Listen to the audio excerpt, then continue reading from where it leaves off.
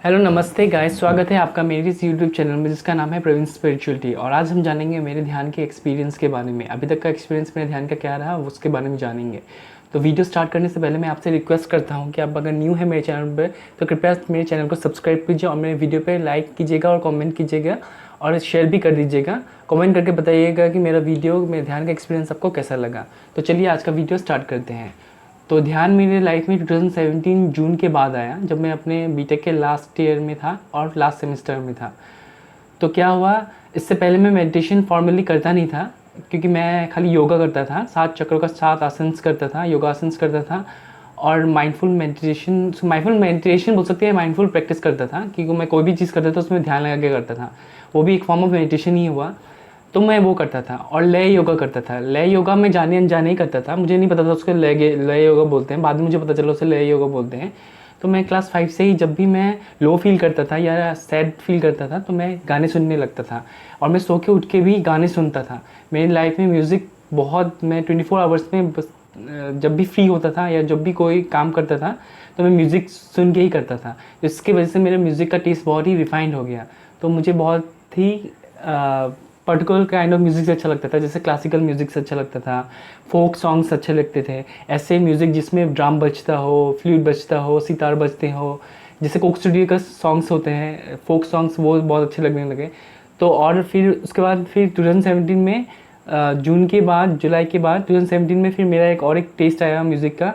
हेमा मालिनी का एक नाट्य कला केंद्र में सॉन्ग्स बजते हैं, वो बैलेट करती है कृष्ण के डांस पे और महाभारत पे, सब पे करते हैं। तो उनके म्यूज़िक भी बहुत अच्छे लगते हैं, तो वो भी मैं सुनता हूँ। तो उसमें भी मैं खो जाता हूँ। तो मुझे ये ऐसा मैं लय योगा करता था।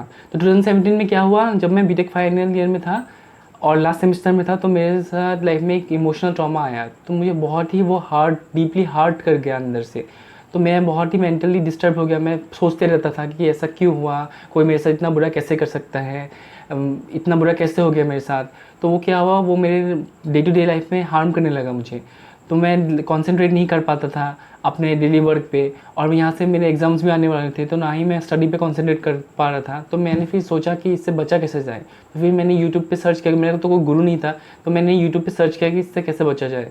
तो मैंने पाया कि आपको योगा करना चाहिए, मेडिटेशन करना चाहिए, प्राणायाम करना चाहिए। तो मैंने प्राणायाम तो स्टार्ट नहीं किया, और योगा तो मैं करता ही था, 7 चक्रों का 7 आसन। तो फिर मैंने मेडिटेशन करना स्टार्ट कर दिया। तो मैंने यूट्यूब में ही पाया था, एक गैब्रियल द ट्रैवलर का एक और चैनल है जिस पे वो कुंडलिनी के बारे में बताता है। उसका गैब्रियल नाम है, गैब्रियल। तो फॉरेन कंट्री का यूट्यूबर है। तो उसने ही बताया था कि आपको ऐसे दोनों हाथों को ऐसे करके, ची महसूस करके अपने सारे चक्रों पर ले जाते हैं हुए अपने चक्रों एनर्जाइज हो जाते हैं और चक्र खुल जाते हैं। तो ऐसा था। तो मैं पहले अपने मेडिटेशन में बैठना स्टार्ट कर दिया मैंने, और उसमें था कि अपने सांसों को ध्यान करना चाहिए कि कैसे आपके सांस अंदर आती है, कैसे आपके सांस बाहर जाती है। तो उस पर भी ध्यान करना चाहिए। तो मैंने बैठा, पहले दिन बैठा मैं, तो आलती पालती मार के बैठना और दोनों हाथों को अपनी गोदी पे ऐसे रख के और अपने सांसों को ध्यान करना, कैसे अपनी सांस अंदर जाती है, कैसे सांस बाहर आती है। तो मैंने वो पहले दिन स्टार्ट किया। तो वो जब स्टार्ट किया तो मेरा हाथ उड़ने लगा। पहले दिन कुछ नहीं हुआ, दूसरे दिन कुछ नहीं हुआ, तीसरे दिन मेरा हाथ उड़ने लगा मैंने ऑटोमेटिकली उठने लगा। तो फिर मैं डर गया क्या हो रहा है। फिर मैंने यूट्यूब पे सर्च मारा तो गैब्रियल का ही उसमें कुंडली में था कि ये आपकी कुंडली ऊपर चल रही है, ये पार्शियल अवेकनिंग है और कुंडलिनी ऊपर चल रही है। तो मैंने सोचा कुंडलिनी ऊपर चल रही है तो क्या करना है।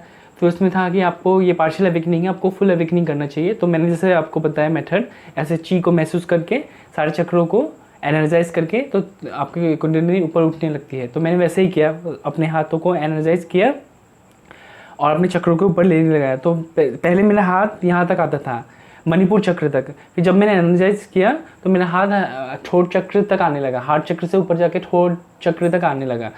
तो ठोट चक्र तक आने लगा। उसके बाद फिर मैंने, और जब मैंने रिसर्च किया तो मैंने पाया था कि आपकी थर्ड आई खुलने से बहुत सी सिद्धियाँ मिलती है, बहुत सारी अलौकिक शक्तियाँ मिलती है। तो मैंने सोचा ये अच्छा चीज़ है तो इसको भी खोल लेना चाहिए। तो मैंने सर्च में पाया नहीं था, मैंने जो भी पाया था वो पॉजिटिव ही पाया था। तो इसलिए मैंने अपने में सोचा थर्ड आई खोल लूँ। तो थर्ड आई का मंत्र था ओम।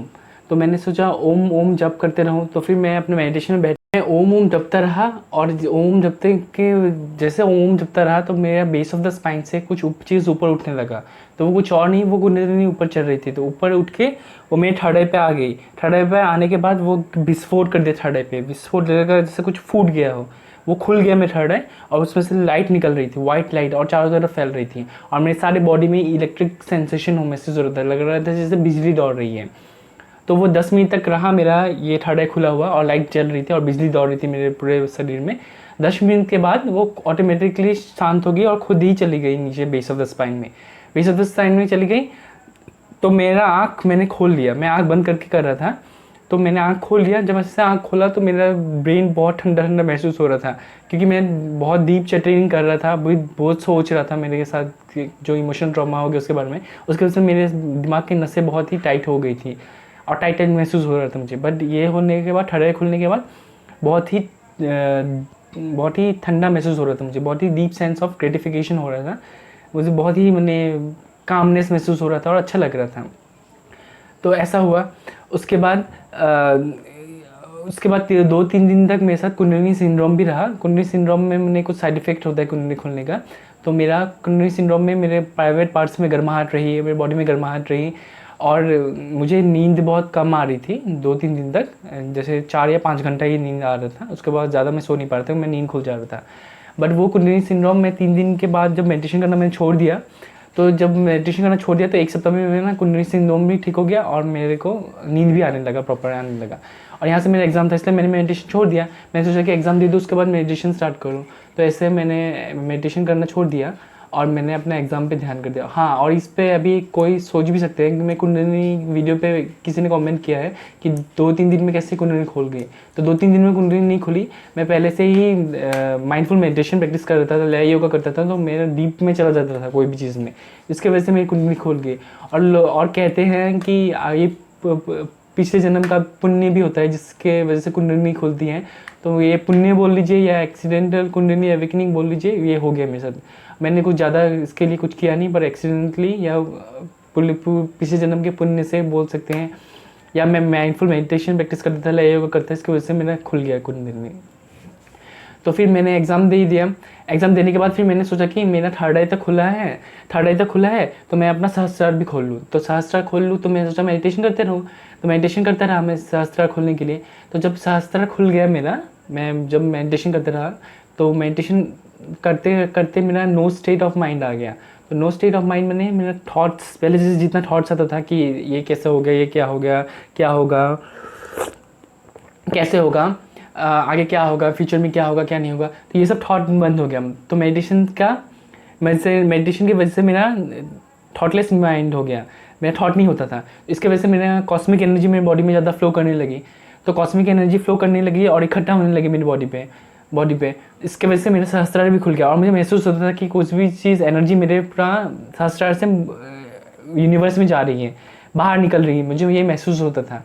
तो 2017 से 2018 तक मैंने मेडिटेशन किया, और उसका जो भी साइड इफ़ेक्ट होता था, कभी कभी मूड स्विंग्स होता था मुझे। मेडिटेशन के साइड इफ़ेक्ट भी है कि आप ज़्यादा मेडिटेशन करते हो तो साइड इफ़ेक्ट भी होने लगता है। तो मेरा मेडिटेशन ज़्यादा होता था, मैं बहुत मेडिटेशन करता था। मेडिटेशन माने माइंडफुल मेडिटेशन होता था मुझे, तो मेरा थॉट्स नहीं होता था, माइंडफुल मेडिटेशन होता था। इसकी वजह से कॉस्मिक एनर्जी मेरी बॉडी में ज़्यादा इकट्ठा होने लगी। तो जब इकट्ठा होने लगी, तो इकट्ठा होने की वजह से फिर मुझे इसका साइड इफ़ेक्ट भी होने लगे, क्योंकि मेडिटेशन ज़्यादा टाइम हो जाता था। कि मेडिटेशन क्या है कि आप कोई भी चीज़ में फोकस करते रहो, एक ही चीज़ में ना। तो मेरा साइड इफ़ेक्ट भी होने लगा। तो साइड इफ़ेक्ट में होता था कि मुझे कभी बहुत अच्छा फील होता था, कभी बहुत बुरा फील होता था, मूड स्विंग्स होता था मेरा। तो जब भी मुझे मूड स्विंग्स होता था, तो या तो मैं लय योगा कर लेता था, गाने सुन लेता था और डांस कर लेता था, और गानों पे और खो जाता था गाने में, या तो मैं मेडिटेशन कर लेता था। तो मुझे इसका साइड इफ़ेक्ट होता है बोल के मुझे पता नहीं था, मुझे लगा ऐसे ही होता है कि मूड ख़राब हो जाता है, तो मैंने मूड ठीक कर लेता था ये मेडिटेशन और लय योगा से, और मैं डांस वांस म्यूज़िक से ठीक कर लेता था। पर 2018 के बाद 2019 में मुझे बहुत ही नेगेटिव सिम्टम्स आने लगे। मुझे बहुत ही बेचैनी सी होती थी, मुझे फोकस करने में प्रॉब्लम होने लगा, क्योंकि मेरी एनर्जी ज़्यादा हो गई, कॉस्मिक एनर्जी मेरी बॉडी में ज़्यादा इकट्ठा होने लगी, और मुझे ग्राउंडिंग टेक्निक नहीं आता था। और मैं रेकी देके अपना एनर्जी अपने कुंडलिनी योगा करता था ना, रेकी रेकी में अपने सारे चक्रों को एनर्जाइज करता था और मैं कुंडलिनी योगा प्रैक्टिस करता था। तो ग्राउंडिंग टेक्निक मुझे आता नहीं था, पर मैं अनजाने ही ग्राउंडिंग टेक्निक करता था रोज़न 18 तक। तो ग्राउंडिंग में मैं क्या करता था कि जब भी मुझे ज़्यादा एनर्जी होता था, क्योंकि ज़्यादा एनर्जी कॉस्मिक एनर्जी की वजह से ज़्यादा एनर्जी इकट्ठा होती थी बॉडी में, तो मुझे बहुत ही बेचैनी महसूस होता था। तो मैं नेचर में ज़्यादा जाता था। जब भी ज़्यादा एनर्जी होता था, मैं ज़्यादा कुछ सोचने लगता था तो ज़्यादा एनर्जी होने लगता था, इकट्ठा होने लगता था बॉडी में। तो मैं क्या करता था, नेचर में चला जाता था वॉकिंग करने के लिए। तो वो भी एक फॉर्म ऑफ ग्राउंडिंग होता था। तो मुझे पता नहीं था, पर मैं अनजाने करता था। तो 2018 तक तो ऐसा चलता रहा। मुझे ये सब साइड इफ़ेक्ट्स ये सब पता नहीं था, पर मैं कैसे भी करके मैनेज कर रहा था। पर 2019 में मेरा बहुत ही बुरा वक्त आ गया। मुझे बहुत ही फोकस करने में प्रॉब्लम होने लगा। मैं थोड़ी देर में मूड स्विंग्स होने लग गए। मुझे गंदा महसूस होता था। मैं कुछ पढ़ने जाता था तो उसमें मेरा फोकस नहीं बेटर था। जैसे चाइल्ड को होता है हाइपर एक्टिविटी सिंड्रोम, तो मेरा वही हो गया। तो मुझे कुछ भी पढ़ने से मुझे ध्यान नहीं रखता था, क्योंकि मेरे एनर्जी लेवल ज़्यादा होते थे ब्रेन में ना, इसके वजह से। तो 2019 में फिर मेरा एक दिन क्या हुआ कि मैं एक रात को, मेरे फिर से स्ट्रेस आया मेरी लाइफ में। मुझे किसी चीज़ के लिए स्ट्रेस हो गया। तो मैं जॉब रिलेटेड स्ट्रेस हो गया। मैं जॉब जहाँ करता था वहाँ मुझे झगड़ा हो गया, मेरे सीनियर से झगड़ा हो गया। मैंने कुछ मिसअंडरस्टैंडिंग हो गई थी। मिसअंडरस्टैंडिंग की वजह से उन्होंने बहुत ही मुझे टॉर्चर करना स्टार्ट कर दिया था। तो वो मैं सोच रहा था एक दिन 2019 में ऐसे बैठ के सोच रहा था कि क्या हो रहा है, ये मेरी लाइफ में क्या हो रहा है। कभी ना कभी प्रॉब्लम आते ही रहते हैं। तो मैं ये सोच रहा था और कैसे वो इतना बुरा कर रहे हैं मेरे साथ। तो मैं सोचते सोचते मेरा थर्ड आई फिर से खुल गया। पर इस बार मेरा थर्ड आई ज़्यादा टाइम के लिए नहीं खुला, 2 या 3 मिनट के लिए खुला। 2 या 3 मिनट के लिए खुला। तो 2 या 3 मिनट खुल के फिर वो वापस बंद हो गया। पर इस बार मेरे साथ बहुत ही नेगेटिव सिम्टम्स हुए। जैसे 2017 में मेरे को ब्लिस, 17 और 18 में मुझे जब भी मैं योगा करने के बाद मुझे ब्लिस महसूस होता था, मुझे बहुत खुशी महसूस होता था।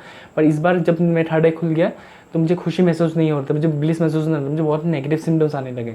तो मैं जब थर्ड आई खुल गया उसके 2-3 दिन तक मैं कॉन्शियसली उठता था, फिर अनकॉन्शियस हो जाता था, फिर कॉन्शियसली उठता था, फिर अनकॉन्शियस हो जाता था। मेरे घर वाले भी डर गए कि क्या हो रहा है, कि फिर वो भी डर गए क्या हो रहा है। मेरे घर वाले भी डर गए क्या हो रहा है, ये क्यों बेहोश हो रहा है, बार बार अनकॉन्शियस क्यों हो रहा है, और फिर अनकॉन्शियस होकर कॉन्शियसनेस में फिर कैसे आ रहा है। तो उसी दौरान 2-3 दिन के दौरान मुझे out of the body experience भी हुआ, जिसे एस्ट्रल ट्रैवल बोलते हैं या out of the body experience बोलते हैं। एस्ट्रल ट्रैवल पूरा प्रॉपर नहीं बोल सकते, पर out of the body experience बोलते हैं। तो वो भी हुआ मेरे साथ। तो उसको मैं दूसरे वीडियो में एक्सप्लेन करूँगा क्या क्या हुआ। तो अभी मैं खाली ध्यान का एक्सपीरियंस बता रहा हूँ इसलिए।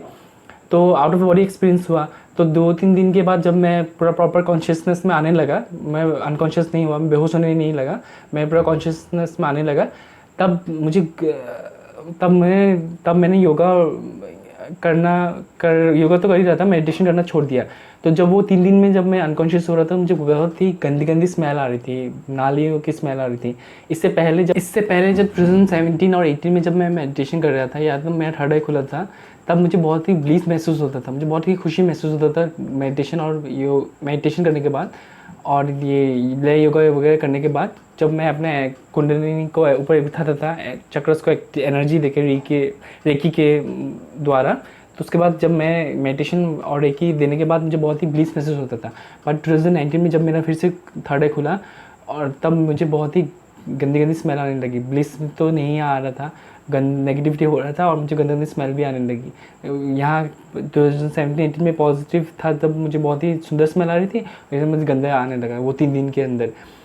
तो जब 3 दिन होने के बाद मैं फिर कॉन्शियसनेस में आ गया, तो मुझे बहुत ही नेगेटिविटी होने लगी। तो इसलिए कहते हैं कि कुंडलिनी ऊपर चढ़ाने से, कहते हैं कि कुंडलिनी अवेकनिंग करने से पहले आपको अपने सबकॉन्शियस ब्रेन पे वर्क करना चाहिए। अगर आप पॉजिटिव रहते हैं तो पॉजिटिविटी एनहेंस होती है, अगर आप नेगेटिव होते हैं तो नेगेटिविटी एनहेंस होती है। मेरे केस में था कि मेरा नेगेटिव स्टेट ऑफ माइंड था, इसलिए मेरी नेगेटिविटी एनहेंस हो गया। इसलिए मेरे 2020 और 2019, 20, 21 बहुत ही ख़राब गया। बट 2022 से जब से मैंने योगासन और प्राणायाम वापस करना स्टार्ट कर दिए, तो मेरा अभी स्टेट ऑफ माइंड ठीक है और मैं बहुत ही नॉर्मल फील कर रहा हूँ। तो इसलिए अगर आपको और भी जानना है स्पिरिचुअलिटी के बारे में, क्योंकि मैं रिसर्च कर रहा हूँ, तो कृपया लाइक कीजिए, शेयर कीजिए और सब्सक्राइब कीजिए मेरे चैनल को। प्लीज़ सब्सक्राइब कीजिए, ताकि मैं अपना एक्सपीरियंस, आप लोग के एक्सपीरियंस और नॉलेज जो रिसर्च कर रहा हूँ उस पर आपको शेयर कर सकूँ। और एक बोलना चाहूँगा कि जो भी स्पिरिचुअलिटी पे जाना चाहते हैं या मेडिटेशन जर्नी पे जाना चाहते हैं, तो कृपया एक गुरु धारण कीजिए, ताकि वो गुरु आपको गाइड कर सके कैसे जाना है, कैसे आगे बढ़ना है, कैसे नहीं बढ़ना है। इसलिए डीप मेडिटेशन करने से पहले एक गुरु का होना बहुत आवश्यक है। तो कैसा लगा आपको मेरा वीडियो, कृपया कमेंट करके बताइए, और प्लीज़ प्लीज़ प्लीज़ सब्सक्राइब कीजिए मेरे चैनल को, ताकि मैं अपना स्पिरिचुअलिटी का नॉलेज जो रिसर्च कर रहा हूँ आप लोगों के साथ शेयर कर सकूँ। तो धन्यवाद, यही था मेरा एक्सपीरियंस। थैंक यू, नमस्ते।